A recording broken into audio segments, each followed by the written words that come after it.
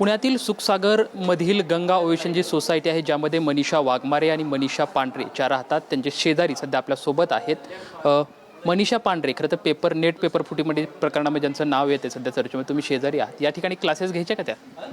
Classes घेत होते एवढं माहिती आहे, याच्यापेक्षा जास्त काय नाही. साधारण ते कधीपासून क्लासेस घेत होते काही त्याचा अंदाज? काहीच आयडिया नाही. पण ती कशाचे क्लासेस घेत होत्या या संदर्भात काय?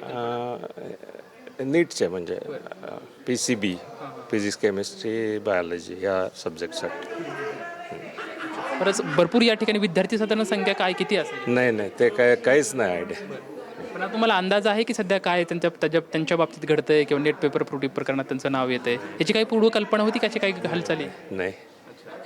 पण सध्या त्यांच्या जे शेजारी आहेत त्या शेजाऱ्यांकडून हे कळतंय की मनीषा वाघमारे आणि मनीषा मांढरे जे सध्या पुण्यातल्या सुखसागरमध्ये जे गंगा ओशन जी सोसायटी आहे या सोसायटीमध्येच 12वीच्या विद्यार्थ्यांची जी नेट परीक्षा आहे त्या नेट परीक्षेचे क्लासेस जे आहेत ते या ठिकाणी घेत होते.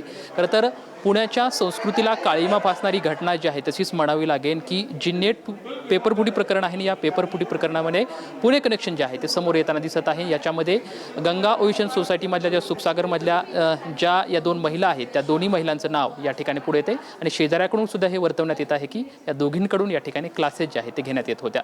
कॅमेरामॅन सुशांत राऊत सोबत लक्ष्मण जाधव, ट्यून मराठी, पुणे.